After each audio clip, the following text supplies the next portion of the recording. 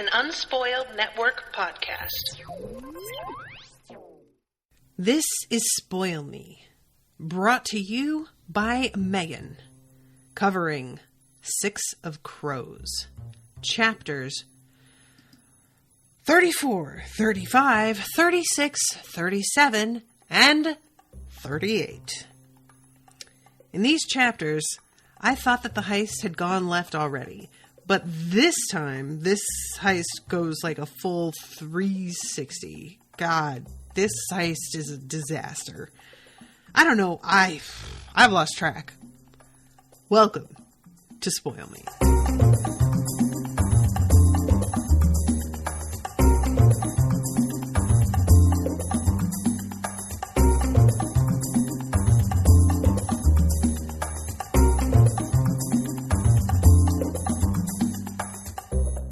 Welcome to the show, everybody. I am Natasha. So, yeah, this book, man, is really starting to, like, fly through time.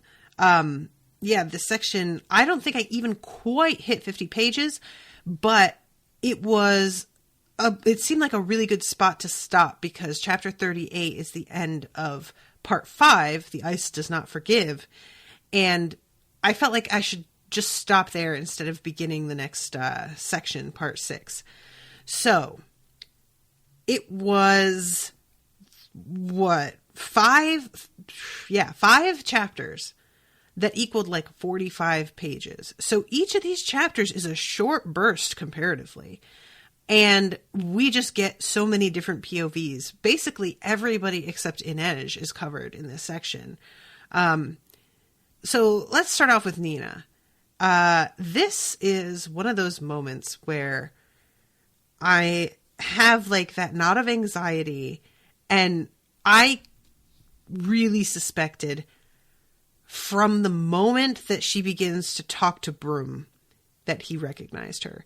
There were too many things that he said that had vague double meanings, and it was too easy to convince him to leave and show her things. And that felt to me like,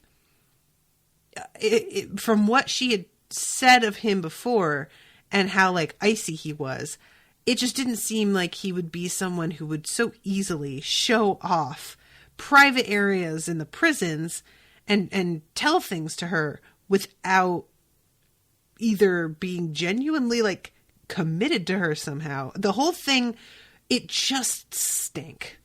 And you know, she's very convincing. I'm not blaming her for this at all. But she doesn't seem to see the double meanings behind what he says as well as the things that she is saying. Because, like, the whole way this starts off is when she says, he says, like, well, I thought you wore the mare cloak. And she says, Arzemene stepped on it and tore the hem. I think she did it on purpose. Cursed girl. Shall we find her and punish her? Nina forced a giggle. How would you set about it? They say the punishment should fit the crime, but I feel it should suit the criminal. Were you my prisoner, I'd make it my business to learn your likes and dislikes. And your fears, of course. I am fearless, she said with a wink. Girl, I don't know how that shit did not set off your alarm bells, but like, that was the moment that I was like, this motherfucker knows who she is. He totally fucking knows, man. Come on. But no, she's so convinced by his act that he doesn't know. I guess she just assumes that if he recognized her, he would just like, I don't know if she thinks that he would straight up attack her, or she just thinks that he would out her and like call the guards over. But either way, she was not apparently expecting this sort of subterfuge. So yeah, and then like, she's like, you know where I'd truly like to visit? I'd love to know all your secrets. And I'm like, oh God, come on. Can you imagine the thrill? You only say that because you wear the sign of the wolf. There is little honor in a fight with such a creature. I'd rather face 1,000 honest men with swords than one of those deceitful witches with unnatural powers. Again, I'm like, He knows. But it is enough mask that I was like, not 100%, you're never 100%. It felt to me that way. So then finally, but perhaps that's not your area of expertise. She glanced over his shoulder and caught the eye of a young nobleman in pale gray silk. Would you like to see Grisha tonight? Her gaze snapped back to Broom. Girl, there's no way he would offer this. Like, she's just too overeager. That's what it comes down to. And meanwhile, this whole time that she's with him, there's this like low-key flirting going on between the two of them, and she's trying to be natural with it, even though he's making her skin crawl 100%. And keeps thinking to herself about like whether or not she'd be able to kill him. Like, is this something that I could actually do right now and it wouldn't ruin all of our plans? Maybe that's fine. I'm just like, girl, you need to restrain yourself. So he turns down this path with her and is about to go into this building with him that's surrounded by guards. And I wanted to slap and shake her. Oh my goodness. So with a start, she realized Broom had deliberately led her around the courtyard. Maybe he hadn't wanted to bring a whore through a sacred place. Hypocrite. To which I'm like, he didn't want to bring a Grisha through a sacred place, but okay. And the full weight of what she was doing hit her. She was alone with one of the deadliest men in Fjerda, a man who would gladly torture and murder her if he knew what she truly was. The plan had been to find someone to give her information on Boyul Bayor's location, not to get cozy with the highest-ranking Druskel on the White Island. So, she's standing here and just sort of like, this isn't exactly the plan. But she still doesn't seem to be quite thinking about, because when she says the full weight of what she was doing, I expected her to realize he could potentially be leading her into a trap. But it's not put quite in those terms, is it? It's just like, oh, well, she was alone with him and this wasn't really part of the plan and maybe she shouldn't do this. And I'm just kind of like, girl, that's not the part that you need to be like worried about right now. So they go inside and he's got this like weird little key that's actually a circular disc, like a pendant hanging around a chain or hanging on a chain around his neck. And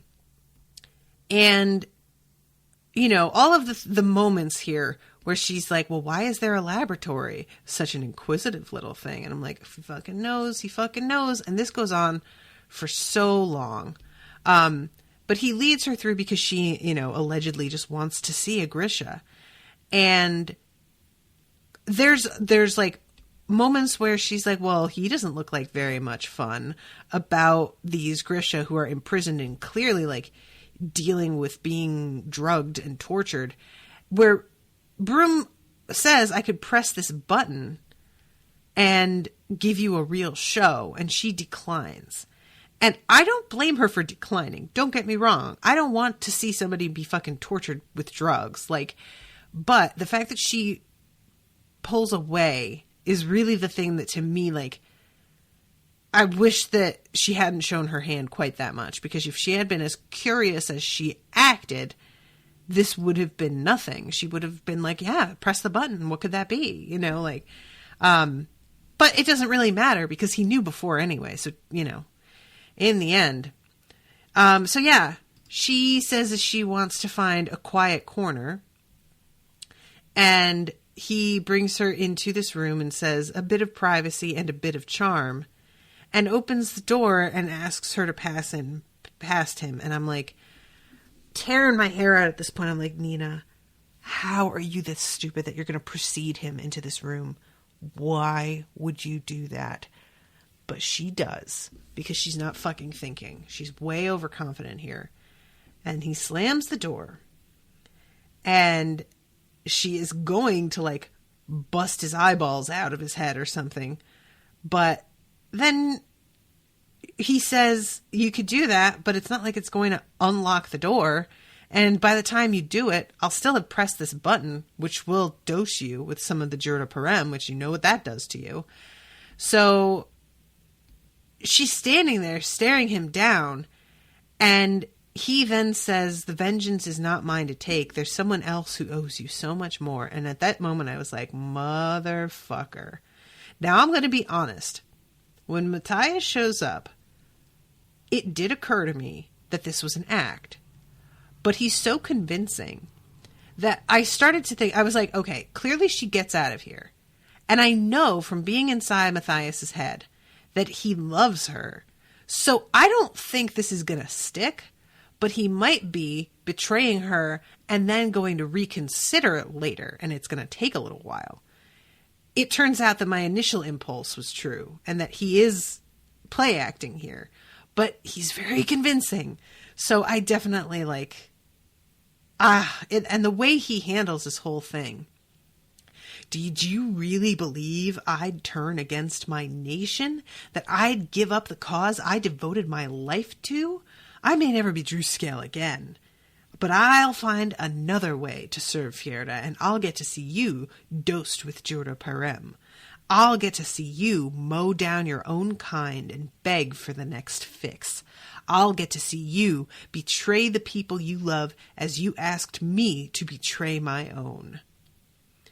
So, yeah, that's pretty intense. And, like, the way that he says all of this, it's sort of putting the cart before the horse a little bit, because he says, like, I'll get to see you mow down your own kind and beg for the next fix. And you're assuming that Broom is standing right next to him.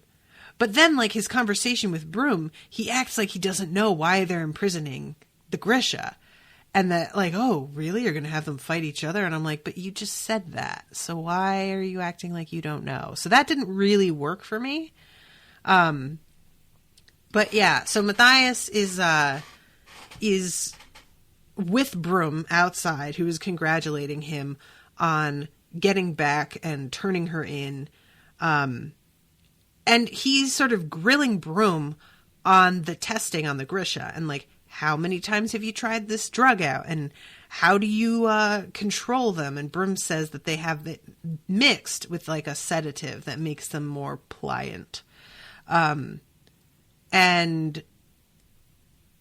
when I saw you in that ballroom, I barely recognized you, and even in that uniform. You are so changed. I had to let the witch tailor me. Broom's revulsion was obvious. You allowed her to... Somehow, seeing that response in someone else made Matthias ashamed of the way he'd reacted to Nina. It had to be done, he said. I needed her to believe I was committed to her cause. So, he's walking down, and then he says, you can't have known about Parem for more than a month. How long has this facility been here? I had it built almost 15 years ago. We needed a place to put the Grisha after the trials. And at this point, he's like, when they're found guilty, they're sentenced to death. Why do you need to hold them? And Broom says it's still a death sentence, just one a little longer in the making. We discovered long ago that the Grisha could prove a useful resource. You told me they were to be eradicated, that they were a blight on the natural world. And they are when they attempt to masquerade as men. They aren't capable of right thinking, of human morality. They are meant to be controlled. And that's why you wanted Parem? Matthias asked incredulously. Again, he just said this all to Nina, I thought, right in front of Broom. Maybe he didn't say it in front of her. I don't know. But, yeah, this is the way... Maybe Broom was, like, in the next room. Maybe that's what it was. A gun is not evil, nor is a blade. Jurda Parem ensures obedience. It makes Grisha what they were always meant to be. These creatures were born to be weapons. They were born to serve the soldiers of Gel. Matthias, how I've missed you. Your faith was always so pure. I'm glad you're reluctant to embrace this measure, but this is our chance to strike a death blow. Do you know why Grisha are so hard to kill? Because they're not of this world, but they are very good at killing each other. So, yeah, he sort of low-key tries to defend Nina for a second. But then this moment is, what is the shoe scientist like? Stubborn, still grieving for his father. And I'm like, what's that about? Matthias knew nothing of Yul Baior's father, but there was a more important question to ask. Is he secure? The treasury is the safest place on the island. You keep him in here with the Grisha? The main vault was converted to a laboratory for him. And you're sure it's safe? I have the master key, and he's guarded night and day. Only a select few even know he's here. So he gets all of this information pretty quickly and easily. And he tells Matthias there'll be a hearing and everything, but as long as we get her to recant everything that she said about you slaving, you'll be able to be a Driscoll again. And it's a moment where you really find out what's going on, because you get the hints, but Matthias is like, the things he'd felt for Nina had caused him so much shame. It was still with him. Maybe it would always be. He'd spent too many years full of hate for it to vanish overnight. But now the shame was an echo, and all he felt was regret for the time he'd wasted, for the pain he'd caused, and yes, even now, for what he was about to do. And he basically hugs this guy into unconsciousness. After thinking through how great a person Nina is, how she's more human than any of the people that he has known that are allegedly actual humans. And it's kind of a beautiful moment of him just being really honest with himself, because he has been fighting with himself the whole book over the fact that he loves her, but doesn't want to love her. And this is the first time that you get to see him just be like, no, I do. I love her. She's amazing.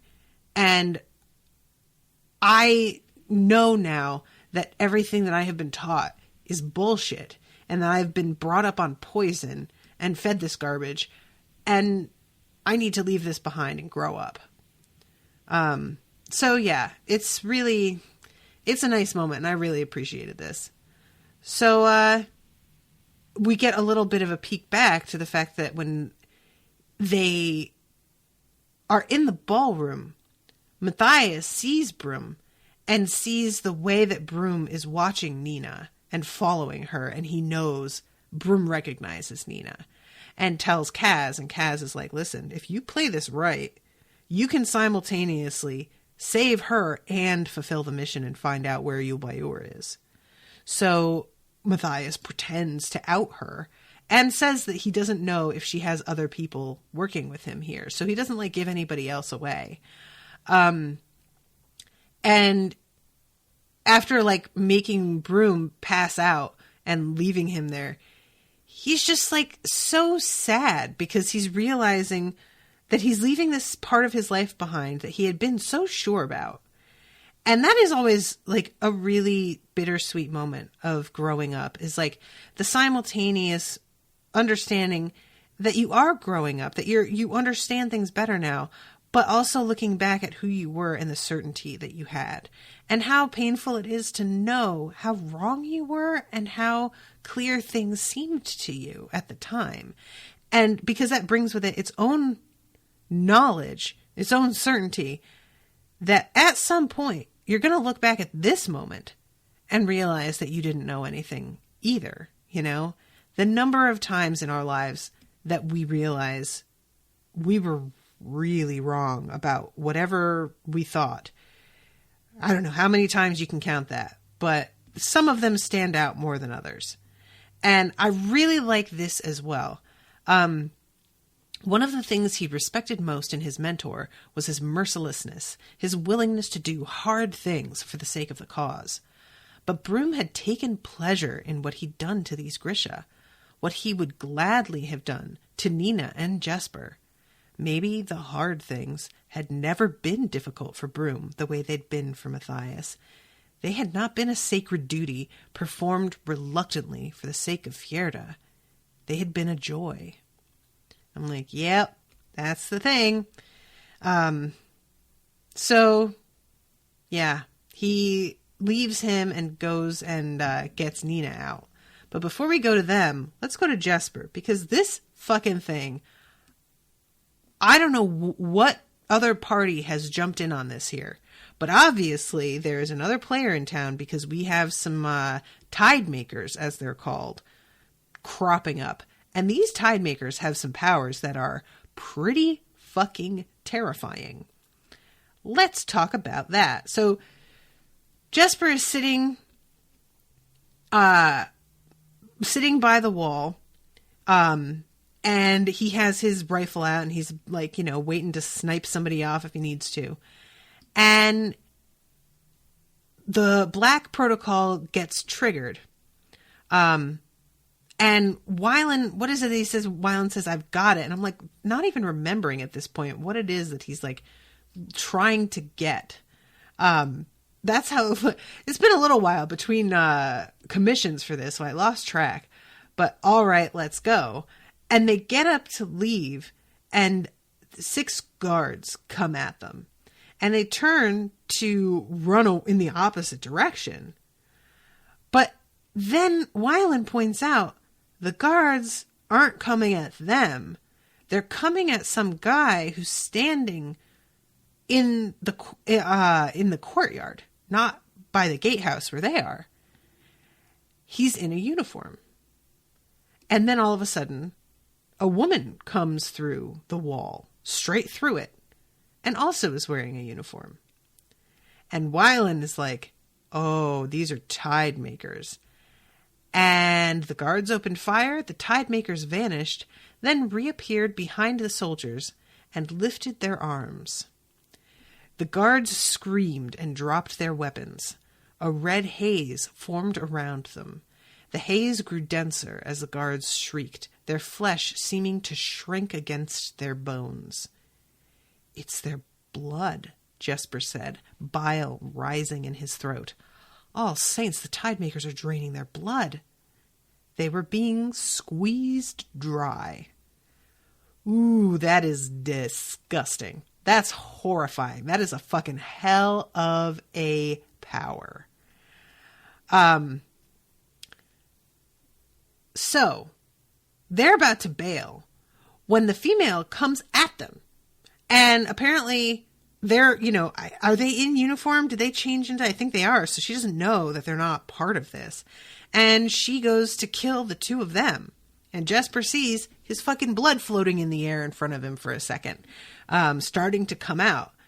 And Wylan says, "Metal, Jesper, fabricate." In a flash, Jesper understood. This was a fight he couldn't win with a gun. There was no time to think.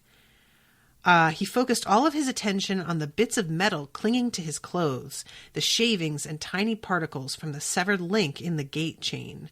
He wasn't a good fabricator, but they didn't expect him to be a fabricator at all.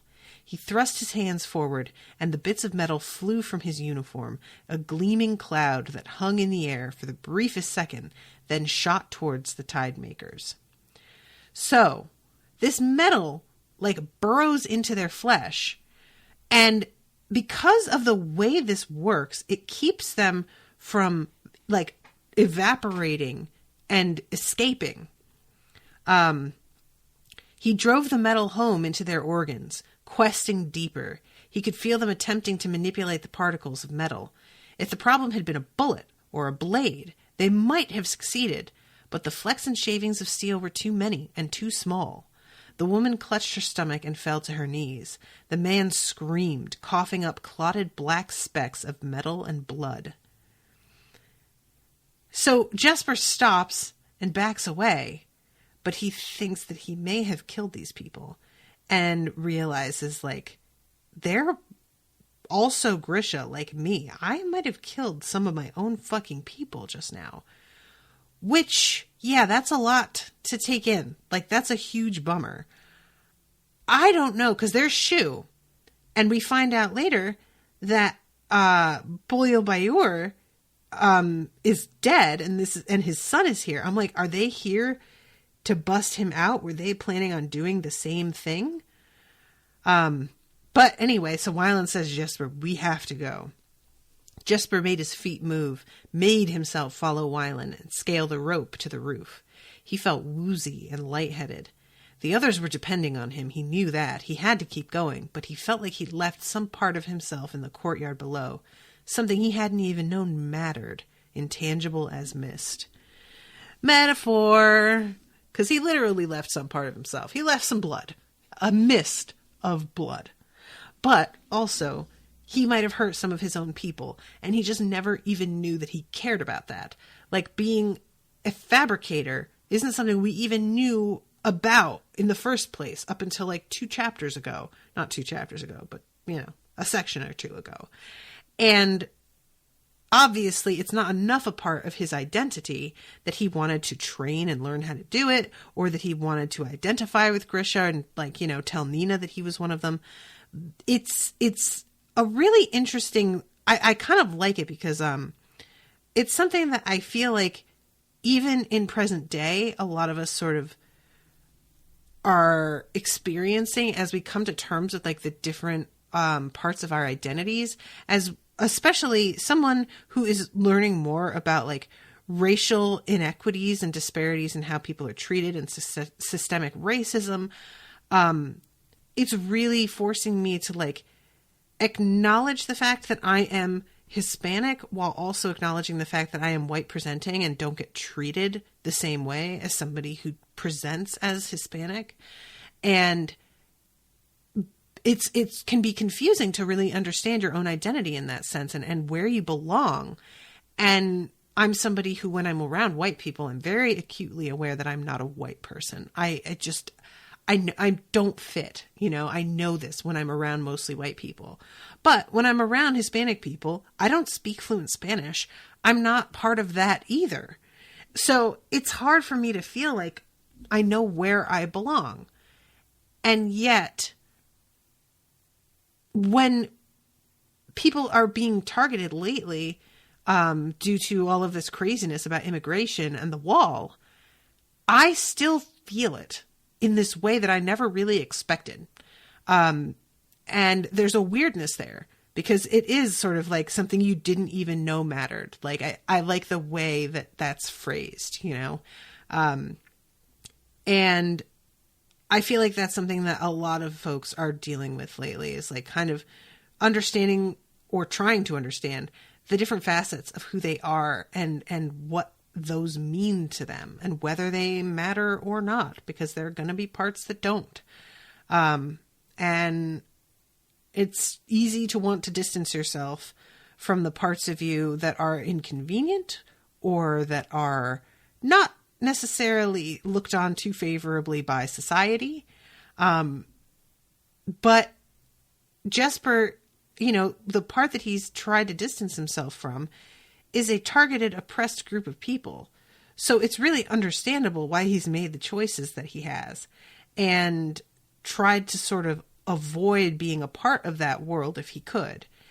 And to now be like in the uniform of the oppressor and reaching out to hurt these people, that's gotta fuck with your head a little bit, So I really liked that moment. It felt very real to me.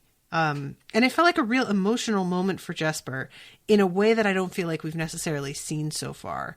There just hasn't been a ton of him being vulnerable in any way, or feeling like there's that much in stakes for him outside of like caring about Kaz. So that was really interesting. Then comes Nina's chapter. And when Matthias opens the door to let her out, for a split second, she hesitates because she just like remembers the look that he gave her and she can't quite get past it. She felt the doubt spring up in her chest again, looking at him standing in the doorway. But when he held his hand out to her, she knew they were done with fear. She ran to him, and he swept her up in his arms. And he says the oath to her that the Druskel normally vow to Fjerda, which is, I have been made to protect you. Only in death will I be kept from this oath. Which, frankly, is so beautiful that I fucking want to incorporate that shit into, like, my wedding vows or something. I adore that. I love it so much. I have been made to protect you. Only in death will I be kept from this oath. I love it. It's the best. If we make it out of here alive, I'm going to kiss you unconscious. A grin split his beautiful face. She couldn't wait to see the real blue of his eyes again. Oh, these two. So they're meant to go and meet Kaz by the ash tree, the sacred ash tree that's in the center of the courtyard. If we survive the Druskel, we won't survive Kaz. Not if we kill Yul Bayur. So they get to the vault and open it up. And surprise, surprise, there's a 15-year-old boy in here and no one else. And this is when they find out that Yul Bayur is dead. And she tries to get up the gumption to kill this kid herself. Because apparently he is Yul Bayur's son. And helped him in the lab a lot. And so might hold the key to the formula for Jura Parem somewhere in his head. So they've set him to figuring out the formula. He says that he's been stalling. And that's fucking understandable. Because once you know the fucking formula, they don't need your ass anymore. They'll kill him, and then they'll fucking make as much of the Jura Parem as they need. But so yeah, he's also it turns out a Grisha, which Nina did not at all realize. She had it didn't even enter her head that he was. But it turns out that the Jura Parem was an accidental creation that his father made when he was trying to create something to help his kid hide his powers. So, Nina had gonna be, like, trying to kill this kid, but she couldn't do it, first of all, because he's a kid. He is only 15 years old. He's being imprisoned. He's, like, also, he's very vulnerable, so she wouldn't have been able to do it anyway. But then when she realizes that he's a Grisha, it's just like, forget it. There's no way that she's going to kill this kid. How fast can you destroy this lab? Fast, he replied. He sliced a hand through the air, and the flames from beneath one of the beakers shot out in a blue arc. He was a fabricator, a Grisha, as I am, and he's talking about his father there. So that was apparently part of how he made this drug, probably. There are combustibles. I can rig an explosion. Only the vault. There are Grisha here. And guards, and Matthias's mentor. Nina would have gladly let Brum die. But though Matthias had betrayed his commander, she doubted he'd want to see the man who'd become a second father to him blown to bits. Her heart rebelled when she thought of the Grisha she'd be leaving behind, but there was no way to get them to the harbor. There really isn't. I understand, Nina, who knows what fate you're leaving them to at this point, but there really is nothing to be done here.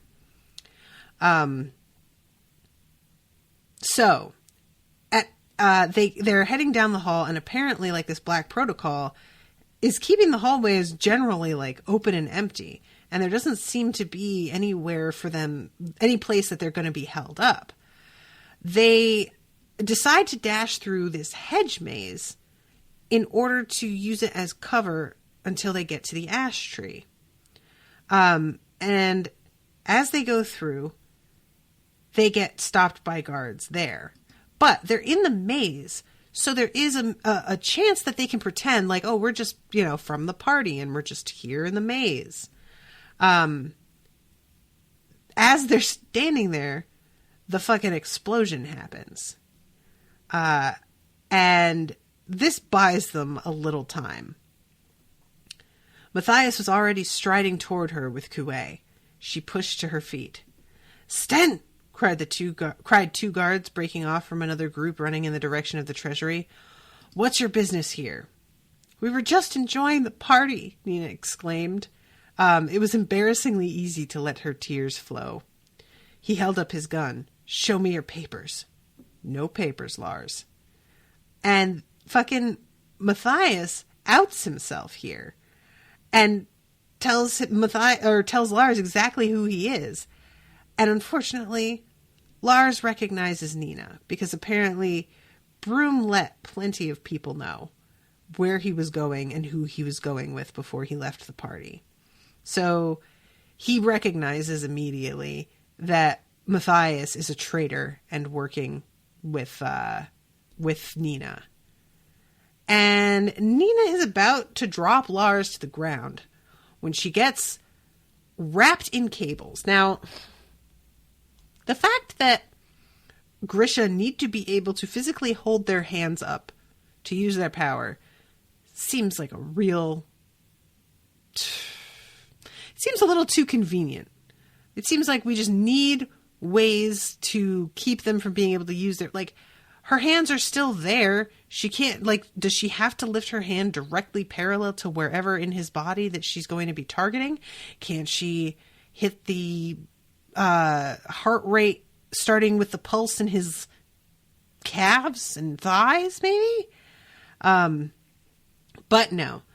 So they're wrapped up. Matthias as well. Kuei is as well. Because these, cables have barbs in them to keep them from being able to, pull out of them easily. They told us you were dead. We mourned you. Burned boughs of ash for you. But now I see they were protecting us from something worse. Matthias Helvar, a traitor, aiding our enemies, consorting with unnaturals. He spat in Matthias's face. How could you betray your country and your god? Gel is the god of life, not death. So he makes this signal that is supposed to be, I think, the signal for all of them to get dragged away. And as this is happening, I'm thinking to myself, but where is Kaz? And sure enough, one of the Driscoll came forward with what looked like a long-handled whip attached to the cables that bound them and handed it to Lars. Do you recognize this, Helvar? Lars asked. You should. You helped with its design. Retractable cables for controlling multiple captives. And the barbs, of course. Lars flicked his finger over one of the cables, and Nina gasped as stinging little barbs jabbed into her arms and torso. That's rough. Lars gave the whip a sharp snap, and the cables contracted, forcing Nina, Matthias, and Kuei to totter after him in an awkward parade. So he's in the middle of, taunting them. And Matthias is, about to lose his shit. Leave her be, Matthias growled in Fjerdan, the words bristling with rage. For the briefest second, she saw a flash of panic in his former compatriots. He was bigger than all of them, and he'd been one of their leaders, one of the best of these murderous boys. Then Lars gave another cable a hard flick. The barbs released, and Matthias let out a pained huff of breath, doubling at the waist, human once more. The snickering that followed was furtive and cruel. So they have to, bring him low. But fucking Lars is over here busy talking about how, you still pray to Gel even though it's, you're consorting with Grisha and you think Gel listens to you. But then he makes this noise and he opens his mouth and blood pours out of his mouth down his chin and he falls down. And all of a sudden, the fucking sacred tree begins to topple over, which I had no idea what was happening here. I was so confused. The ash began to tilt. It was too large to be felled by salt concentrate alone, but as it tipped, a dull roar emerged from the gaping black hole beneath it. This was where the Driscoll came to hear the voice of their god, and now he was speaking. "This is going to sting a bit," said the Driscoll, holding the whip. His voice was rasping, familiar. His hands were gloved. "But if we live, you'll thank me later." And fucking Kaz is here. So, I forgot that they all have these fucking balines in their mouths. And he grabs them all, jumps into the hole beneath the tree, and yanks them all with the fucking cable that he is now holding in his hand, which sounds super fucking painful. And then we go to Kaz's perspective. This whole thing. Oh my God. This is so insane. Okay. Kaz had tracked Nina and Broom across the grounds to the treasury. Then he'd taken cover behind an ice sculpture and focused on the miserable task of regurgitating the packets of Wyland's root bombs he'd swallowed before they'd ambushed the prison wagon. He'd had to bring them up, along with a pouch of chloro pellets and an extra set of lockpicks he'd forced down his gullet in case of emergency, every other hour to keep from digesting them.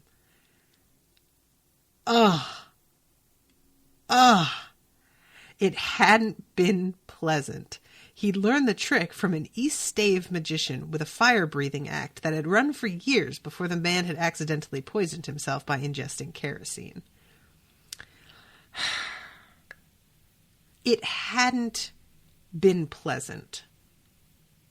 That seems like the understatement of the fucking year. Oh, God, that's horrifying. Once Kaz was done, he'd let himself check the treasury perimeter, the roof, the entry, but eventually there was nothing for him to do but keep hidden, stay alert, and worry about all the things that might be going wrong.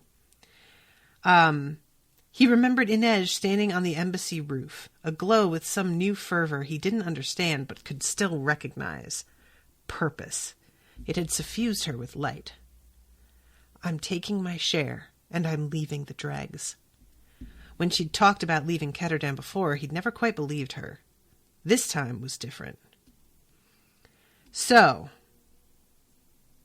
oh man. So, yeah, he's got his own things that we did not know anything about, which, of course, he does. He wouldn't be Kaz if he told us everything, would he? So, he's starting to panic about what's going on inside because things are taking, I'm sure, longer than he would like. And there's nothing ever takes quite as long as it does if you're on the outside waiting and you don't know what's happening. That is always interminable. Like, it just feels like twice as long. He'd been about to call out to them when the explosion hit and everything went to hell. They blew up the lab, he'd thought as debris rained down around him. I definitely did not tell them to blow up the lab. And he sees this kid and thinks like, that must be Boyle Bayor. And I'm like, oh dude, you're going to be so mad because I'm not sure you're going to get this like 20 million Kruger if this isn't the guy who has the fucking formula in his head. So the falls, then we go to the fall because, you know, they're falling down that hole beneath the tree. Kaz hoped the shoe boy he was holding on to was a surprisingly young Boyle Bayor and not some hapless prisoner Nina and Matthias had decided to liberate. He'd shoved the disc into the boy's mouth as they went over, snapping it with his own fingers. He gave the whip a flick, releasing all of the cables, and heard the others scream as the strands retracted. At least they wouldn't go into the water bound. Kaz waited as long as he dared to bite into his own baleen. When he struck the icy water, he feared his heart might stop. He wasn't sure what he'd expected, but the force of the river was terrifying, flowing fast and hard as an avalanche. The noise was deafening even beneath the water, but with fear also came a kind of giddy vindication. He'd been right. The voice of God. There was always truth in legend. Kaz had spent enough time building his own myth to know. He'd wondered where the water that fed the ice court's moat and fountains came from, why the river gorge was so very deep and wide. As soon as Nita described the Driscoll initiation ritual, he'd known. The Fjerdan stronghold hadn't been built around a great tree, but around a spring. Gel, the wellspring, who fed the seas and rains and the roots of the sacred ash. Water had a voice. It was something every canal rat knew. Anyone who had slept beneath a bridge or weathered a winter storm in an overturned boat. Water could speak with the voice of a lover, a long-lost brother, even a god. That was the key. And once Kaz recognized it, it was as if someone had laid a perfect blueprint over the ice court and its workings. If Kaz was right, Gel would spit them out into the gorge, assuming they didn't drown first. Yeah, so that's fucking awesome. I love this development. And it turns out that the baleen provides 10 minutes of air, because I could not remember. I knew that it provided more than I would expect. But 10 minutes, maybe 12 if they could keep calm, which he doubted they would. Yeah, obviously. He hadn't been sure of the speed of the water, but he knew damn well the numbers were close. Numbers had always been his allies, but now he had to rely on something more. "What god do you serve?" Inej had asked him. "Whichever will grant me good fortune." Fortunate people didn't end up racing ass over tea kettle beneath an ice moat in hostile territory. So they're just plummeting under the ground in a river, hoping that they fucking can survive long enough to get out from underground, which that's one of the most terrifying things I've ever heard. Like, I swear to God, that's like a worst nightmare scenario. There have been so many books that I'm covering lately for Spoil Me that are like filled with anxiety-inducing moments lately. And by lately, I really mean that. Like in the past week or so, I've been hitting like the climax, so to speak, of a lot of books. If not the actual climax, then like the penultimate one. And there are these moments in a few of them where people are like dealing with exactly this sort of situation, being underwater and not knowing like how much oxygen they have left. And I swear to God, I can't handle this shit. It's too much. It's too much, guys. So this thing is like, it's being taken as an opportunity, this moment of him like hurtling through the water with his compatriots. It's being used as an opportunity for him to think back on moments in his life. So I know I've been reading a lot of this aloud, but I'm still going to. Forgive me. When he was 14, Kaz had put together a crew to rob the bank that had helped Hertsoon prey on him and Geordie. His crew got away with 50,000 kruge, but he'd broken his leg dropping down from the rooftop. The bone didn't set right, and he'd limped ever after. So he'd found himself a fabricator and had his cane made, and it became a declaration. There was no part of him that was not broken, that had not healed wrong, and there was no part of him that was not stronger for having been broken. The cane became a part of the myth he built. No one knew who he was. No one knew where he came from. He'd become Kaz Brecker, cripple and confidence man, bastard of the barrel. The gloves were his one concession to weakness. Since that night among the bodies, he had not been able to bear the feeling of skin against skin. It was excruciating, revolting, the only piece of his past he could not forge into something dangerous. So water is starting to seep around the baleen in his lips, which thankfully you can drink water. So hopefully he can like swallow that down. I'm not sure how this baleen works exactly. And he starts to think through, it's like almost like his life is flashing before his eyes. The The first time he'd seen Inej at the menagerie in purple silk, her eyes lined with kohl, the bone-handled knife he'd given her, the sobs that had come from behind the door of her room at the slat the night she'd made her first kill, the sobs he'd ignored. Kaz remembered her perched on the sill of his attic window sometime during that first year after he'd brought her into the dregs. She'd been feeding the crows that congregated on the roof. You shouldn't make friends with crows, he'd told her. Why not? She asked. He looked up from his desk to answer, but whatever he'd been about to say had vanished on his tongue. The sun was out for once, and Inej had turned her face to it. Her eyes were shut, her oil-black lashes fanned over her cheeks. The harbor wind had lifted her dark hair, and for a moment Kaz was a boy again, sure that there was magic in this world. I like that moment. We all have that, right? That moment where we see somebody in a different way for like the first time. I feel like that happens all the time. So Kaz took a last breath as the baleen dissolved and water flooded in. It sucks. I hate this. I hate this part. The pressure in his chest grew. Kaz had almost drowned that night in the harbor, kicking hard in the dark, borne aloft by Geordie's corpse. There was no one and nothing to carry him now. Yeah, but like, at least there's not a corpse to cling to. I feel like that's probably good. All he could think of was Inej. She had to live. She had to have made it out of the ice court. And if she hadn't, then he had to live to rescue her. And I was thinking that. I'm like, okay, almost everybody's out. But where's Jesper? Where's, we know that Jesper and, oh my God, why have I forgotten his name? Wylan, Jesus Christ. We know that they're okay for right now, but they haven't escaped. Inej, I don't know that she's okay. I don't know what the fuck is going on with her. So that's the part that I'm like, how are you planning to like get back in and out again though? And he's thinking about how he needs to survive at the very least to be able to like tell Inej that she's like the best thing in his entire life. The water pressed at his chest, demanding that he part his lips. I won't, he swore. But in the end, Kaz opened his mouth and the water rushed in. So that's the end of this section, you guys. And I don't doubt that they're going to make it out, but I don't know what they're going to do about everybody who's still in there.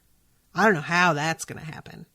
I want Jesper to figure out a way to get Inej out, like Jesper and Wylan to work together to free her, but I don't know if they're aware she's been taken or not, that she's been found out. So yeah, there's a lot of factors at play still here.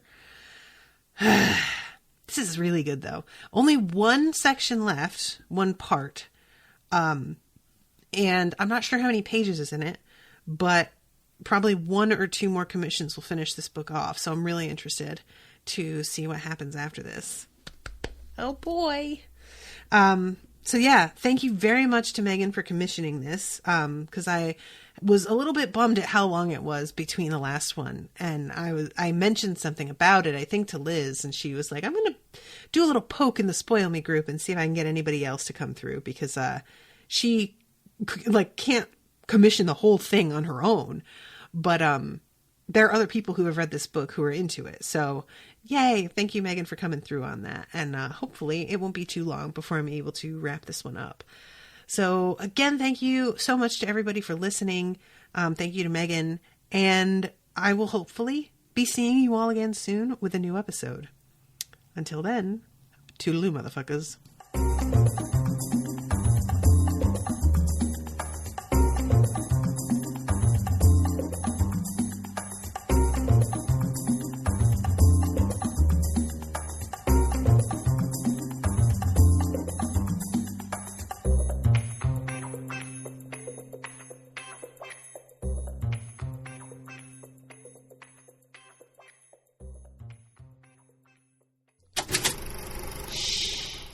was an Unspoiled Network podcast.